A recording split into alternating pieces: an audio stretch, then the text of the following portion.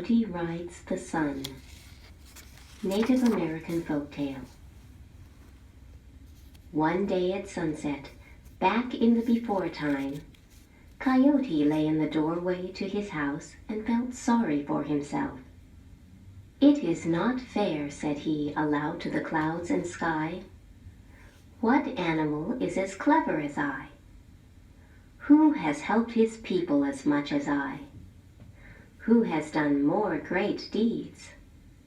The animal people should make me their chief, but they do not. Some even hide in their houses when they see me coming. How am I to show them how great I am?" Just then, Sun rolled out of sight on his way down through the hole at the west end of the sky. Coyote, seeing this, sat up. He grinned. "Hi, I have it! I shall ride the sun across the sky. Everyone in the world will see me, and I shall be famous indeed. But," he frowned, "where can I climb up to Sun's road? Perhaps Prairie Falcon will know." Early the next morning, Coyote went to Prairie Falcon's house. "Friend Falcon," said he, "tell me how to get to Sun's road from here." "Oh, that is easy," Prairie Falcon replied. "It is only a short hop from the top of the easternmost mountain. You cannot miss it from there." And he showed him the road. Coyote set off at a trot.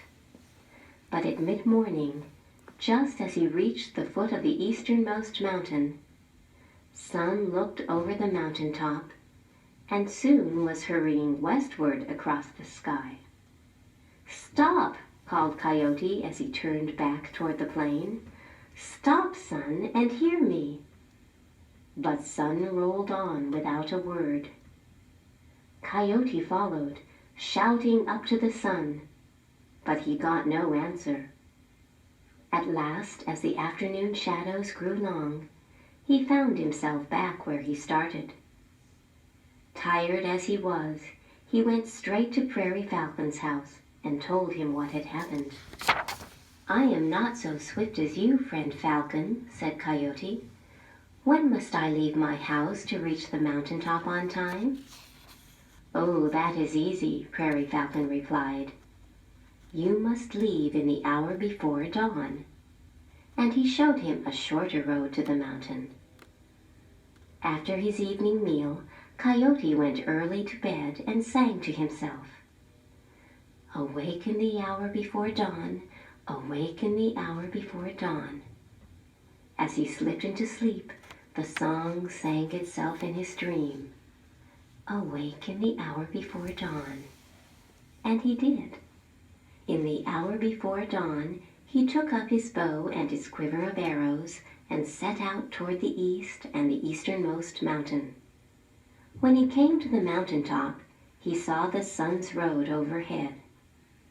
Looking out toward the eastern edge of the world, Coyote saw the sun climb up into the sky. "Hi," said Coyote, "I will catch him this time." He crouched low to leap up onto the sky road and landed in a heap on the ground. "Hi, it is higher than it looks," said he to himself.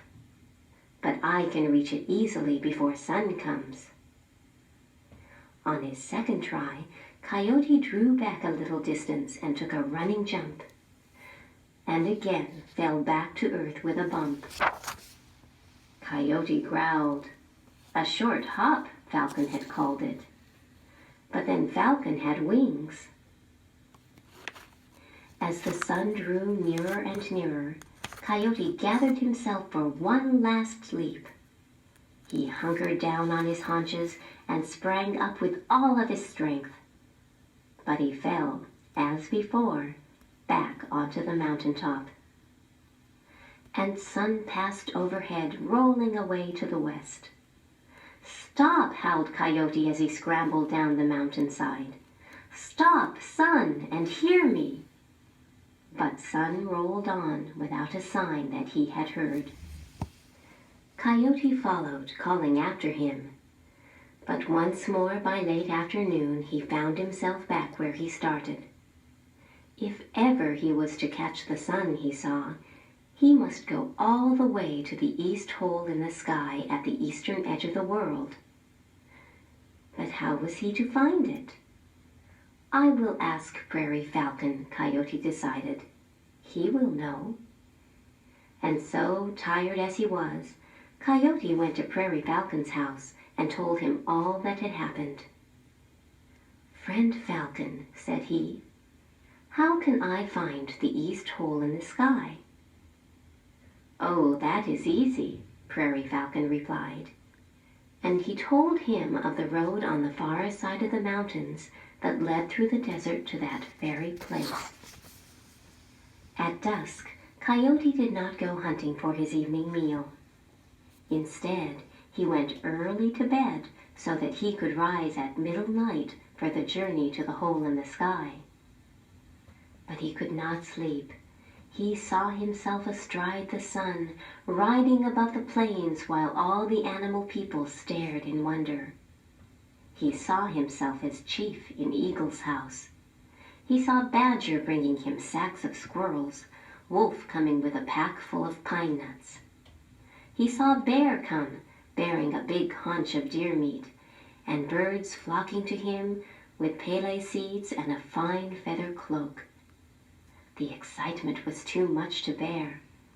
Coyote jumped up from his blankets, took up his bow and quiver of arrows, and raced off to the east by starlight. Better by far to be early than late.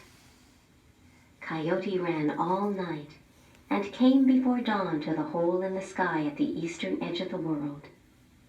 There he sat himself down at the very edge, his back to the hole, so that Sun could not come out, and he waited. Before very long, Sun came along. From below the earth he looked up and saw Coyote sitting there. "Hi!" cried Sun. "Out of my way! Move out of my way so the day may dawn." But Coyote did not move and said not a word. "Ho!" called the Sun. "Move away! I must not be late."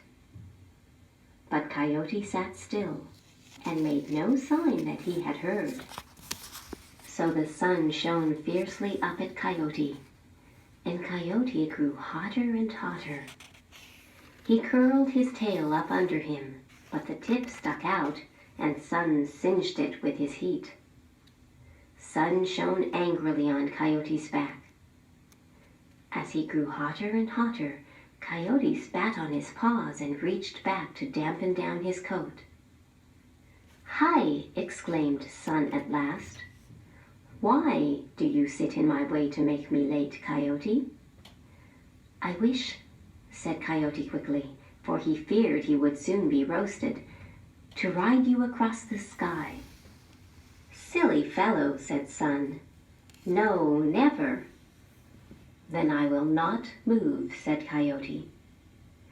And he sat tight, though he could smell the hair on his back and the tip of his tail as Sun singed it. "I am late, I am late," Sun fretted. And at last he agreed, and Coyote jumped upon his back. He closed his eyes against Sun's brightness, taking a look only now and again as Sun climbed up the trail to the sky. The first part was steep and had steps like a ladder, but as the trail grew easier, Sun hurried to make up the time he had lost. As he hurried, he grew hotter and hotter. And so did Coyote.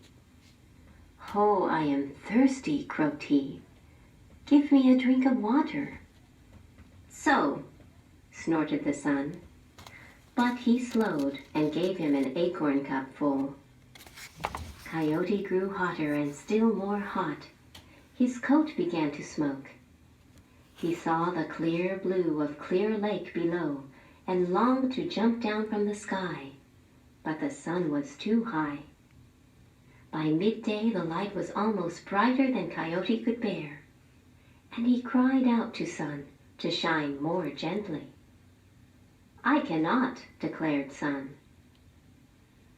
In a little while Coyote opened his eyes to see how far they had traveled, then shut them quickly again. A little later he took another quick look, and another. And this he kept up all afternoon to see how much closer they had come to Earth. When at last Sun passed over the western mountains, Coyote jumped into the branches of a tall redwood tree and clambered down into the cool forest shade. "Never again, no, never," said he. And that is why Coyote's back and the tip of his tail are dark, and why he does not come out at noonday, but hunts at dawn and dusk.